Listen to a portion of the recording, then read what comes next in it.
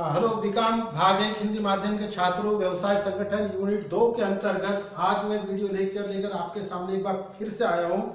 इसके पहले इकाई 2 के अंतर्गत एकल व्यापार और साझेदारी इन दो विषयों को, दो चैप्टर्स को हमने भारी भांति पूरा पूर्ण किया है। आज के वीडियो के अंतर्गत मैं जिस व्यवसाय के प्रकार को लेकर के आ रहा हूं उसका नाम है एक व्यक्ति कंपनी, जिसे अंग्रेजी में कहा जाता है वन पर्सन कंपनी, और जिसका छोटा नाम है ओपीसी। खास करके एकल व्यापार आपने बहुत ही अच्छी तरह से पढ़ा है, यानी कि व्यवसाय के क्षेत्र में किया जाने वाला ऐसा व्यापार जिसकी संपूर्ण जवाबदारी एक अकेले व्यक्ति की होती है, उसे हम एकल व्यापार कहते हैं। भारत में जो नया कंपनी अधिनियम 2013 में स्थापित हुआ, उसकी धारा 2 और उपधारा 62 के अंतर्गत ये एक नई संकल्पना सामने आई, खास करके देश के युवा व्यवसायियों को प्रेरित करने के लिए, ताकि अधिक से अधिक युवा अपनी शिक्षा ग्रहण करने के बाद शासकीय नौकरी के ऊपर में निर्भर न रहे, बल्कि व्यवसाय के क्षेत्र में वो आगे आए। तो एकल व्यापार की जो कुछ कमियां थी, जो उसके दुष्परिणाम थे, उनके दुष्परिणामों को दूर करने का प्रयास कंपनी अधिनियम में किया, उसमें थोड़ा सा सुधार किया और एक नई संकल्पना एक व्यक्ति कंपनी, वन पर्सन कंपनी के रूप में सामने आई। जिस तरह से आपने एकल व्यापार में देखा कि एकल व्यापार में एक ही व्यक्ति रहता है, इस कंपनी में भी एक ही व्यक्ति रहता है। अर्थात फिर कई बार ये मुद्दा उठता है कि एकल व्यापार और एक व्यक्ति कंपनी में फर्क क्या है। तो फर्क क्या है वो मैं आपको बता रहा हूं, और वहीं से आपके समझ में आ जाएगा कि एकल कंपनी क्या है। तो सबसे पहली बात, तो कंपनी अधिनियम 2013 की धारा 2 उपधारा 62 के अनुसार जब किसी एक अकेले व्यक्ति के द्वारा कंपनी स्थापित की जाती है, उसे पंजीकृत किया जाता है, जिसमें अधिकतम पूंजी 50 लाख रुपए की होगी और विक्रय की मात्रा 2 करोड़ से ज्यादा नहीं होगी, वो कंपनी एक व्यक्ति कंपनी के रूप में मानी जाएगी। यानी सारांश 2013 में जब उदय हुआ, तो ऐसे युवा जो एकल व्यवसाय के रूप में व्यवसाय करते हैं, तो उनको सबसे बड़ा खतरा यह रहता है कि यदि व्यवसाय किसी प्रकार से बैठ गया, उसका बट्टा बैठ गया, उसका दिवाला निकल गया, तो न केवल व्यवसाय बल्कि उस व्यक्ति की व्यक्तिगत संपत्ति भी नुकसान भरपाई के दायरे में आती थी। लेकिन वन पर्सन कंपनी स्टैब्लिश करने के कारण यहां पर वो व्यक्ति अपने आप को थोड़ा सा सुरक्षित महसूस करता है, क्योंकि एक व्यक्ति यह अंशधारी होगा। अंशधारी होने के कारण कंपनी पर उसका स्वामित्व होगा। लेकिन सबसे बड़ी बात यह है कि जब दायित्व निर्माण होगा, तो दायित्व के समय कंपनी अलग, व्यक्ति अलग। ये सबसे बड़ा इसका बेनिफिट है, और इसके वजह से अब जो युवा वर्ग है वो एक व्यक्ति कंपनी, वन पर्सन कंपनी की तरफ झुकते जा रहे हैं। एकल व्यापार का रजिस्ट्रेशन जरूरी नहीं है, लेकिन वन पर्सन कंपनी, एक व्यक्ति कंपनी का पंजीकरण करना आवश्यक। एकल व्यापार के अंतर्गत आपके व्यवसाय में कितनी पूंजी लगेगी, इसका कोई रेस्ट्रिक्शंस नहीं है, लेकिन वन पर्सन कंपनी के अंतर्गत इसकी जो शेयर कैपिटल है वो 50 लाख को क्रॉस नहीं करेगी, अन्यथा उसका जो रूप है वो बदल जाए। एकल व्यापार के अंतर्गत आप कितना ही व्यवसाय करो, कितने प्रकार का करो, कितने करोड़ों का करो, अरबों का करो, कोई रिस्ट्रिक्शंस नहीं था। लेकिन वन पर्सन कंपनी के अंतर्गत यहाँ पर रिस्ट्रिक्शंस है कि आपका टर्नओवर पिछले 3 साल में कभी भी 2 करोड़ के ऊपर नहीं जाना चाहिए। तो यह है उसकी एक लीगल फॉर्मेलिटी, जिसके कारण इसको वन कंपनी के रूप में अस्तित्व आया। अब मुद्दे की बात यह है कि इसका रजिस्ट्रेशन करना जब जरूरी है, तो रजिस्ट्रेशन किस प्रकार से होगा? तो 1% कंपनी के लिए सबसे पहले तो रजिस्ट्रेशंस के लिए रजिस्टर ऑफिस में आपको आवेदन करना पड़ता है।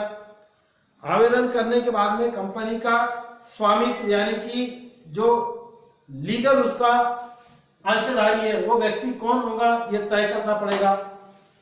अंशधारी कोई एक व्यक्ति ही होगा, एक से अधिक व्यक्ति नहीं हो सकता। दूसरी बात, रजिस्ट्रेशन करने के पहले इसमें यह बताना होगा कि आज कंपनी का अंशधारी कोई ए नाम का व्यक्ति है, लेकिन भविष्य में यदि उसकी मृत्यु होती है या वह अपना व्यवसाय किसी को ट्रांसफर करना चाहता है तो उसका लीगल उत्तराधिकारी कौन होगा। और जो लीगल उत्तराधिकारी होगा वो अवयस्क नहीं हो सकता, माइनर व्यक्ति यहाँ पर नॉमिनी नहीं बनेगा, वो मेजर चाहिए। अर्थात यदि पुरुष है तो उसकी उम्र 21 साल से ऊपर होनी चाहिए, महिला है तो उम्र 18 से ऊपर होनी चाहिए। तीसरी बात, रजिस्ट्रेशन करते समय ही जो नॉमिनी है, जो उत्तराधिकारी है, उसकी सहमति चाहिए लिखित में। विदाउट सहमति उसका कंसेंट नहीं माना जाएगा। मतलब एक 1% कंपनी रजिस्टर होते समय कंपनी का मालिक कौन होगा? नंबर 1, कंपनी के मालिक का लीगल अधिकार क्या होगा? नंबर 2, कंपनी मालिक का उत्तराधिकारी कौन होगा? नंबर 3, उत्तराधिकारी माइनर नहीं हो सकता, मेजर होना चाहिए। नंबर 4, कंपनी के उत्तराधिकारी का लीगल अनुमति होनी चाहिए। और इस तरह से उस कंपनी का रजिस्ट्रेशन जब आप कर रहे हैं तो कंपनी का नाम क्या होगा ये भी तय करना पड़ेगा। और कंपनी का नाम डुप्लीकेट नहीं होनी चाहिए। डुप्लीकेट का मतलब है फिर जो रजिस्ट्रार आप कंपनी होता है कारपोरेट एरियाज, वहां जाकर उसको सर्च करना पड़ता है। जो कंपनी पहले से रजिस्टर्ड है उस नाम से आपकी कंपनी रजिस्टर्ड नहीं होगी। ये सब होने के बाद में अब आपको कंपनी स्थापित हो गई, सर्टिफिकेट मिल गया, 7 दिन के अंदर में आप अपना व्यवसाय प्रारंभ कर सकते हैं।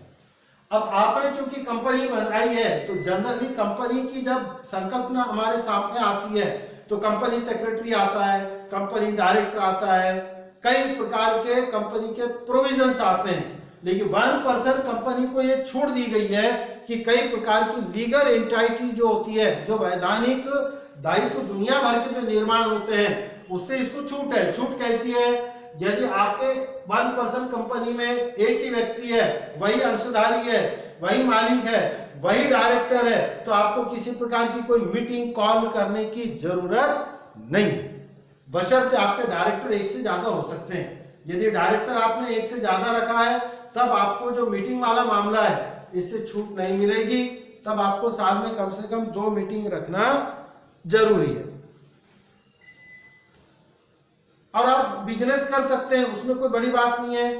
मुद्दा यहां पर आता है कि सर इसमें कैपिटल कहां से आएगा, सोर्सेस ऑफ फाइनेंस कहां से होगा? तो sources of finance absolutely all है। अब एक अकेला व्यक्ति एकल व्यापार करता है तब उसकी चूंकि लायबिलिटीज बढ़ती है, इसीलिए वो लोन लेने से कतराता है।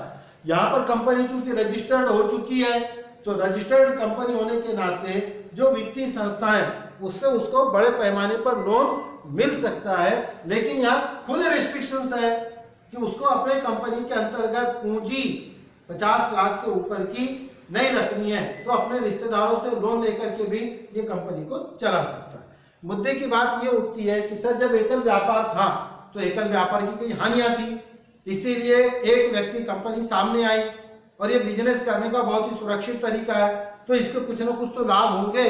तो इसके लाभ है। लाभ क्या है? सबसे पहली बात तो लाभ ये है कि एकल व्यक्ति कंपनी की अपनी स्वयं पहचान होती है या उसके स्वामित्व की पहचान से अलग होती है। दूसरी बात, कंपनी सेक्रेटरी रखने की आपको जरूरत नहीं है। यदि कंपनी अपने व्यवसाय के अंतर्गत किसी कानूनी दांवपेच में फंस गई तब जो सामने वाली पार्टी है वो यदि कोर्ट केस करेगी भी तो कंपनी पर होगा और कंपनी तक मर्यादित रहेगा। कंपनी का जो प्रवर्तक है उसको खुद किसी प्रकार से कानूनी दांवपेच में फंसाया नहीं जा सकता है। प्रॉस्पेक्टस इश्यू करने की जरूरत नहीं है। जिसको प्रविवरण बोला जाता है हिंदी के अंदर में, प्रविवरण जारी करने की भी जरूरत इसमें नहीं होती है। मैक्सिमम व्यवहार, अधिकतर व्यवहार, चूंकि नया अमेंडमेंट आया हुआ है 2013 का है, कई लोगों को कंपनी अधिनियम 2013 अभी तक अच्छे से मालूम भी नहीं है। 1% कंपनी में अधिकतर व्यवहार डिजिटल ट्रांजैक्शंस के माध्यम से होते हैं, कम से कम पेपर वर्क उसमें होता है। उसके बाद जो छोटे युवा कारोबारी जो अपना जीवन, अपना भविष्य, अपना कैरियर व्यवसाय में बनाना चाहते हैं, उनके लिए एक बेहतर अपॉर्चुनिटीज है। खास करके यूरोपीय कंट्रीज के अंदर ये वन मैन कंपनी जो है इसका बहुत ही चलन तेजी के साथ में उभर के आ रहा है। हमारे देश की तुलना में विदेशों में ये बड़ी कारगर है और इस तरह से 1% कंपनी एक युवाओं को आगे लाने में भूमिका अदा कर रही है। लेकिन इसके कुछ हानियां भी है। उन हानियों के ऊपर में आए तो सबसे पहली बात बताने को मैंने भी आपको बता दिया, लेकिन दरअसल 1% कंपनी की रजिस्ट्रेशन प्रक्रिया, पंजीयन प्रक्रिया ही सबसे खतरनाक है। और ये एक तरह से मैं तो कहूंगा कि युवा व्यवसायियों को हतोत्साहित कर रही है, क्योंकि इतने लीगल डॉक्यूमेंट से होकर उसमें गुजरना होता है, जिसके कारण लोग 1% कंपनी पंजीयन कराने से कतराते हैं। दूसरा, इस कंपनी का सबसे बड़ा दुष्परिणाम यह है कि आपने रजिस्ट्रेशन के समय कंपनी के व्यवसाय, कंपनी के नेचर, आप कौन सा बिजनेस करोगे ये पहले से तय कर दिया है, तो आपको उसी दायरे में बंद करके रहना पड़ता है। यदि आपने बोल दिया है कि भी मैं कंपनी स्थापित कर रहा हूं कॉन्ट्रैक्टरशिप बिजनेस को स्टार्ट करने के लिए, तब आप किसी इस कंपनी के अंतर्गत अब दूसरा व्यवसाय नहीं कर सकते, आपको उसकी परमिशन नहीं है। नॉन फाइनेंशियल ट्रांजैक्शंस, गैर वित्तीय व्यवहार आप इस कंपनी के अंतर्गत नहीं कर सकते हैं। और सबसे जो बड़ा इसका दुष्परिणाम यह है कि इस 1% कंपनी के अंतर्गत जो अवयस्क व्यक्ति है उसको बेचारे को कोई स्थान ही नहीं है। मतलब अवयस्क माइनर व्यक्ति न तो इसका अंशधारी बन सकता है, न वो कंपनी स्थापित कर सकता है। इतना ही नहीं, यदि एक व्यक्ति ने 1% कंपनी स्थापित कर दिया, अब मान लो उसका लीगल हायर यदि अवयस्क है तो वो उसको नॉमिनेट भी नहीं कर सकता। ये कितना दुर्भाग्य है। तो फिर किसी तीसरे व्यक्ति को वो अपना उत्तराधिकारी बनाएगा क्या? इस चीज से बचते हुए वो कई बार डिले करता है या 1% कंपनी की तरफ ट्रांसफर नहीं होता है। और कंपनी का रूपांतरण अन्य कंपनियों में हो जाए तो लोग अपने कंपनी को, व्यवसाय को उन्नति के शिखर पर ले जाने के लिए तैयार रहते हैं। लेकिन 1% कंपनी वैसी भी नहीं है। यानी कहने को वैधानिक दायित्व बहुत ही कम है, लेकिन जो है वो खतरनाक है। वो एक जैसा एकल व्यापार में व्यक्ति स्वतंत्र रहता है, यहां पर वो व्यक्ति कहने को स्वतंत्र रहता है क्योंकि उसकी व्यक्तिगत प्रॉपर्टी उस कंपनी से जुड़ती नहीं है। लेकिन कंपनी के तौर पर यदि वो व्यवसाय कर रहा है तो यहां पर उसको लीगल ऑब्लिगेशंस है कि वो उस दायरे से बाहर निकलकर यदि कुछ करना चाहे तो नहीं कर सकता।